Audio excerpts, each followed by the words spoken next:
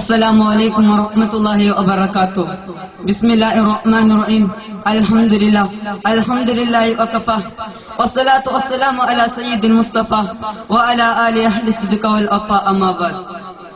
ಗೌರವಾನ್ವಿತ ಮತ ಪಂಡಿತರೇ, ಧಾರ್ಮಿಕ ನೇತಾರರೇ, ಮಾನ್ಯ ತೀರ್ಪುಗಾರರೇ, ಈ ಜಗತ್ತಿನಲ್ಲಿ ಆದಷ್ಟು ಜಾತಿಗಳು, ಧರ್ಮಗಳು, ಪಂಗಡಗಳು, ಇಸ್ಮಗಳು ತಲೆ ಎತ್ತಿ ನಿಲ್ಲುವುದಾದರೂ ಯಜಮಾನನಾದ ಅಲ್ಲಾಹನು ಅವನ ಪವಿತ್ರವಾದ ಕುರ್ಆನಿನಲ್ಲಿ ಹೇಳುವುದು ಇನ್ನ ದಿನ ಇಂದಲ್ಲಾಹ್ ಇಸ್ಲಾಂ.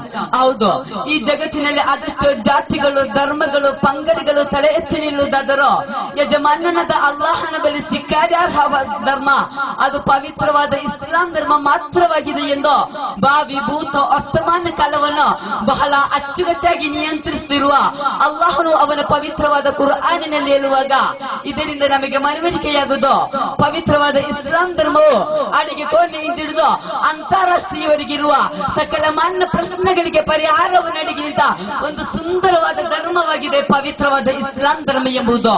ಪ್ರೀತಿಯ ಸಹೋದರರೇ, ಪ್ರತ್ಯೇಕವಾಗಿ ಅಧಪತನಗೊಂಡಂತಹ ಈ 21ನೇ ಶತಮಾನದಲ್ಲಿ ನೆರೆಕರೆಯವರು, ಬಂಧು ಮಿತ್ರರು ಪರಸ್ಪರ ಕಲುಷಿತಗೊಳ್ಳುತ್ತಿರುವಾಗ ಪ್ರವಾದಿ ಸಲ್ಲಲ್ಲಾಹು ಅಲೈಹಿ ವಸಲ್ಲಂ ಅವರು ಹೇಳುವಂತಹ ಮಾತು ಅಕಿರಿಂ ಜಾರಕಲು ಕನ್ನ ಕಾಫಿರ, ನಿಮ್ಮ ನೆರೆಕರೆಯವರು ಅಮುಸ್ಲಿಮನಾದರೂ ಸರಿ ಅವನನ್ನು ಗೌರವಿಸಬೇಕೆ ಎಂಬ ಪ್ರವಾದಿ ವಚನವು ಎಷ್ಟೊಂದು ಭದ್ರವಾದ ಜೀವನಕ್ಕೆ ಪವಿತ್ರವಾದ ಇಸ್ಲಾಂ ಧರ್ಮ ಒತ್ತಾಯ ನೀಡುತ್ತಿದೆ.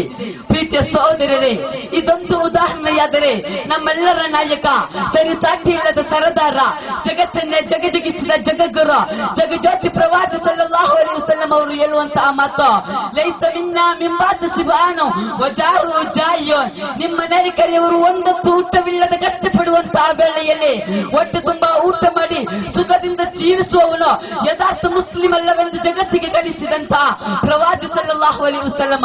ಪ್ರೀತಿಯ ಸಹೋದರರೇ, ಇಷ್ಟೊಂದು ಈ ಸುಂದರವಾದ ಧರ್ಮವು ಜಗತ್ತಿನಲ್ಲಿ ಯಾವುದೇ ಇಲ್ಲ ಎಂಬುದು ಇದರಿಂದಲೇ ಸ್ಪಷ್ಟ. ಪ್ರೀತಿಯ ಸಹೋದರರೇ, ಈ ಜಗತ್ತಿನಲ್ಲಿ ಆದಷ್ಟು ಧರ್ಮಗಳು, ಗ್ರಂಥಗಳು ತಲೆ ಎತ್ತಿ ನಿಲ್ಲುವುದಾದರೂ ಪವಿತ್ರವಾದ ಇಸ್ಲಾಮಿನಲ್ಲಿ, ಕುರ್ಆನಿನಲ್ಲಿ ಅಲ್ಲಾಹನು ಹೇಳುವುದು ವಲಾ ತಕುಲ್ಲುಹುಮಾ ಉಫ್ಫಿನ್, ನಿಮ್ಮ ಮಾತಾ ಪಿತಾರು ಅಮುಸ್ಲಿಮನಾದರೂ ಅವರನ್ನು ಛೇ ಎಂಬ ಪದ ಸಹ ಹೇಳಬಾರದು ಎಂಬ ಪವಿತ್ರವಾದ ಇಸ್ಲಾಂ ಧರ್ಮದ ಪುಣ್ಯ ಕಾರ್ಯಕ್ಕೆ ಒತ್ತಾಯ ನೀಡುವಾಗ ಪ್ರೀತಿಯ ಸಹೋದರರೇ, ಇದರಿಂದ ನಮಗೆ ಮನವರಿಕೆಯಾಡಬೇಕು. ಅಧಪತನಗೊಂಡಂತಹ 21ನೇ ಶತಮಾನದಲ್ಲಿ ಮುತ್ತುಕೊಳ್ಳಲು ಬಂದಾಗ ತುತ್ತುಕೊಳ್ಳಲು ಮರೆಯುವಂತಹ ಈ ಸಮಕಾಲಿಕ ಯುಗದಲ್ಲಿ ವೃದ್ಧರನ್ನು ಕೈ ಹಿಡಿದು ವೃದ್ಧ ಸದನಕ್ಕೆ ಕೊಂಡೊಯ್ಯುತ್ತಿರುವಾಗ ಒಂದು ಮುಸ್ಲಿಂ ಮಾತಾ ಪಿತಾರನ್ನು ಗೌರವಿಸಬೇಕೆ ಎಂಬ ಪುಣ್ಯ ಕಾರ್ಯಕ್ಕೆ ಪವಿತ್ರವಾದ ಇಸ್ಲಾಂ ಧರ್ಮ ಒತ್ತಾಯ ನೀಡುತ್ತದೆ ಎಂಬುದರಲ್ಲಿ ಯಾರಿಗೂ ಸಂದೇಹವಿಲ್ಲ. ಪ್ರೀತಿಯ ಸಹೋದರರೇ, ನಾವು ಮನವರಿಕೆ ಮಾಡಬೇಕು. ಒಂದು ಮುಸ್ಲಿಂನಲ್ಲಿ ಪವಿತ್ರವಾದ ಇಸ್ಲಾಂ ಧರ್ಮ ಕಲಿಸಿದಂತ ಮೊದಲನೆಯ ಪಾಠ ಕದ ಅಫ್ಲಹ ಮನ್ ಝಕ್ಕಾ ವ ಕದ್ ಖಾಬ ಮನ್ ದಸ್ಸಾ. ನಿಮ್ಮ ಮನಸ್ಸು ಶುದ್ಧಿಯಾದರೆ ನಿಮಗೆ ವಿಜಯ, ಅಲ್ಲದಿದ್ದರೆ ನಿಮಗೆ ಪರಾಜಯ. ಕೃತಂ ಮನಂ ಕೃತಂ ಕೃತ ನಾಮ ಶರೀರಂ ಕೃತ ಎಂಬುವ ಮೌನತ ಆಶಯ ಎಷ್ಟು ಸುಂದರವಾಗಿದೆ ಎಂದು ಇದರಿಂದಲೇ ನಮಗೆ ಮನವರಿಕೆಯಾಗಬೇಕು. ಪ್ರೀತಿಯ ಸಹೋದರರೇ, ಆದರೆ ಅಧಪತನಗೊಂಡ 21ನೇ ಶತಮಾನದಲ್ಲಿ ಪ್ರೀತಿಯ ಸಹೋದರರೇ, ಪವಿತ್ರವಾದ ಇಸ್ಲಾಮಿನ ಕುರಿತು ಇಲ್ಲ ಸಲ್ಲದಂತಹ ಆರೋಪವನ್ನು ತೆಗೆದೆಸೆಯುವಾಗ ಅಂತಹ ಕಿಡಿಗೇಡಿಗಳ ಪ್ರಮುಖ ಉದಾಹರಣವೆಂದರೆ ಪವಿತ್ರವಾದ ಇಸ್ಲಾಂ ಧರ್ಮವು ಸ್ತ್ರೀಯರಿಗೆ ಬುರ್ಕಾ ಎಂಬುದನ್ನು ಕಡ್ಡಾಯ ಮಾಡುವುದರ ಮೂಲಕ ಅವರ ಸ್ವತಂತ್ರವನ್ನು ತೆಗೆದೆಸೆಯುತ್ತಿದೆ ಎಂಬುದಾಗಿದೆ. ಅದವರ ಜಹಾಲತಿಗಿರುವ ಪ್ರಮುಖ ಉದಾಹರಣವೆಂದೇ ಹೇಳಬೇಕು. ಕಾರಣ ಬಾನಂಚಿನಲ್ಲಿ ಹಾರಾಡುತ್ತಿರುವ ಗಿಡಗಳನ್ನು ಕಂಡು ಒಂದು ಕೋಳಿ ಎಷ್ಟೊಂದು ಇಷ್ಟು ಹೇಳುತ್ತಾ ಮಾತಿಗೆ ವಿರಾಮ.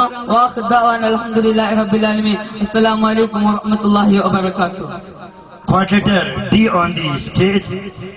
ಕ್ವಾಡ್ರೇಟರ್ ಡಿ ವಿಷಯ ಇಸ್ಲಾಮಿ ಆಡಳಿತ ವ್ಯವಸ್ಥೆ.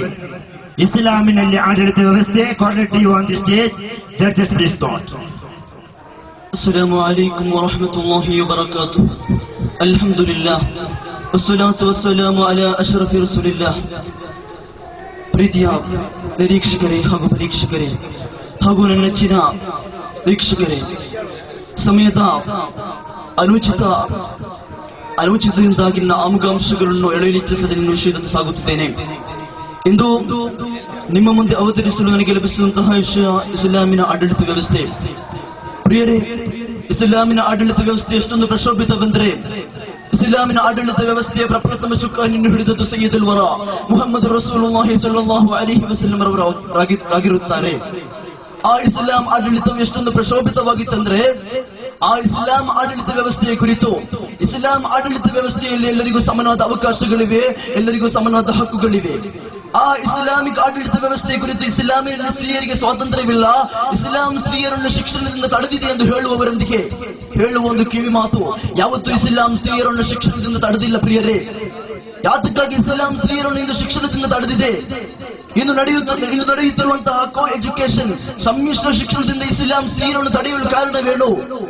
ಒಂದು ಕಡೆಯಲ್ಲಿ ಇಸ್ಲಾಂ ಓರ್ವ ಅನ್ಯನ ನೋಟವು, ಅನ್ಯರೆಡೆಗೆ ಇರುವ ಅನ್ಯನ ನೋಟವು, ಹಾಗೆ ಅನ್ಯರೆಡೆಗಿರುವ ಅನ್ಯರ ನೋಟವು ವಿಷಯುಕ್ತವಾದಂತಹ ಬಾಣವು ಎಸೆಯುವುದಕ್ಕಿಂತಲೂ ಅಪಾಯಕಾರಿ ಎಂದು ಒಂದು ಕಡೆಯಲ್ಲಿ ಇಸ್ಲಾಂ ಕಳಿಸುವಾಗ, ಮತ್ತೊಂದೆಡೆಯಲ್ಲಿ ಪ್ರಸಿದ್ಧ ಒಂದು ಸಂಶೋಧನಾ ಮಂಡಳಿಯು ಅಧ್ಯಯನ ನಡೆಸಿ ಕಂಡುಕೊಂಡಂತಹ ಸಮೀಕ್ಷೆ ಏನು ಗೊತ್ತೇ? ಈ ಲೋಕದಲ್ಲಿ ಜಗತ್ತಲ್ಲಿ ಅತ್ಯಧಿಕವಾಗಿ ಸ್ತ್ರೀಯರು ಮಹಿಳೆಯರು ದೌರ್ಜನ್ಯಕ್ಕೊಳಪಡುವ ಸ್ಥಳಗಳಾವುದು ಎಂಬುದರ ಕುರಿತು ಗವೇಷಣೆ ನಡೆಸಿದಾಗ, ಎಂಬುದರ ಕುರಿತು ಸಂಶೋಧನೆ ನಡೆಸಿದಾಗ ಅವರು ಕಂಡುಕೊಂಡಂತಹ ಸತ್ಯ ಅದು ಶಾಲಾ ಕಾಲೇಜು ಕ್ಯಾಂಪಸ್ಗಳಲ್ಲಾಗಿವೆಂದು. ಆದುದರಿಂದಾಗಿ ಇಸ್ಲಾಂ ಸ್ತ್ರೀಯರನ್ನು ಶಿಕ್ಷಣದಿಂದ ತಡೆದಿತ್ತು. ಪ್ರಿಯರೇ, ಇಸ್ಲಾಮಿನ ಆಡಳಿತ ವ್ಯವಸ್ಥೆಯ ಕುರಿತು ಹೇಳಬೇಕಂದ್ರೆ ನಮ್ಮ ದೇಶದ ಹೆಮ್ಮೆಯ ಪುತ್ರ, ಅದೇ ಹಿರಿಯ ಕಿರಿಯ ಬಡವ ಪಲ್ಲಿಕ ಎಂದು ಭೇದ ಭಾವವಿಲ್ಲದೆ ಎಲ್ಲರ ಮನದಲ್ಲಿ ಅಚ್ಚಳಿಯದೆ ಉಳಿದಿರುವಂತಹ ಒಂದು ವ್ಯಕ್ತಿತ್ವ. ಅದೇ ಗಾಂಧೀಜಿಯವರು 1942ರಲ್ಲಿ ಚೆನ್ನೈಯಲ್ಲಿ ಒಂದು ಸಮಾರಂಭದಲ್ಲಿ ಸ್ಪೀಚ್ ಮಾಡುವಾಗ ಅವರು ಹೇಳಿದಂತಹ ಮಾತೇನು ಗೊತ್ತೇ? ಒಂದು ವೇಳೆ ಈ ಭಾರತ ರಾಷ್ಟ್ರವು ಸಂಪೂರ್ಣ ಸ್ವಾತಂತ್ರ್ಯಗೊಳ್ಳುವುದಾದ್ರೆ ಇಲ್ಲಿ ಈ ಭಾರತ ದೇಶದಲ್ಲಿ ನಾನು ಇಸ್ಲಾಮಿಕ್ ಪ್ರೈಮ್ ಮಿನಿಸ್ಟರ್ ಉಮರ್ ರಲಿಯಲ್ಲಾಹು ಅನ್ಹು ಅವರ ಆಡಳಿತವನ್ನು ನಿರೀಕ್ಷಿಸುತ್ತೇನೆ ಎಂದು ಗಾಂಧೀಜಿ ಹೇಳಿದ್ದಾದ್ರೆ ಇಸ್ಲಾಮಿನ ಆಡಳಿತ ಎಷ್ಟೊಂದು ಪ್ರಶೋಭಿತ ಎಂದು ನಮಗೆ ಮನಗಾಣಬಹುದು ಪ್ರಿಯರೇ.